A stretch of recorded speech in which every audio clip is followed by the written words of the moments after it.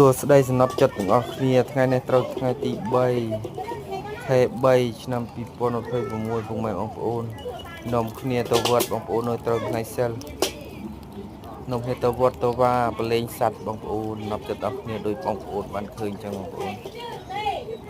ទិញសัตว์មុំគូដើកគូពុកម៉ែបងប្អូនសូមផ្ដល់សេរីភាពដល់សัตว์ទាំងពីរគូនេះផងសូមអោយសัตว์ផ្ដល់កុសលបុណ្យទានដល់រូបខ្ញុំទាំងពីរនាក់ផងសូមថាអ្នកទាំងពីរទៅឲ្យបានសេរីភាពមានលៀបមានជ័យយោហេងមកដល់រូបខ្ញុំផងសូម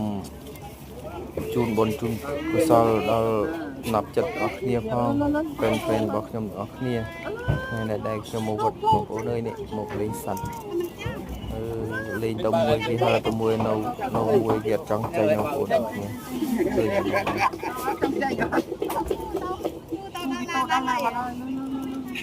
វិលរបស់ខ្ញុំក៏មានតែប៉ុណ្ណឹងពុកម៉ែបងប្អូនសូមជូនបុណ្យជូនទានដល់បងប្អូនអរគ្នាហ្វេនអរគ្នាតាមបងប្អូនអរគ្នានឹងជួយ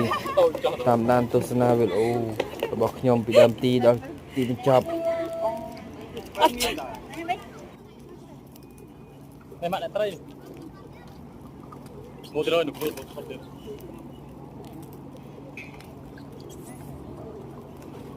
ចាំទៅរូប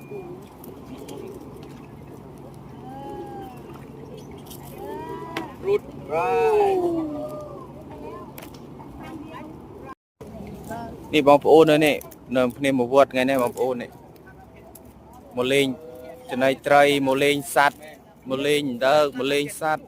ឲ្យមានសេរីភាពខ្លួនឯងឲ្យមានសេរីភាពដូចគ្នាធ្វើបុណ្យធ្វើទានថ្ងៃមាឃបូជាបងប្អូនអស់គ្នានេះឃើញបងប្អូនឃើញត្រីច្រើនណាស់បងប្អូនអើយនេះលេងចំណៃត្រីបោះចំណៃត្រីមានសัตว์ច្រើន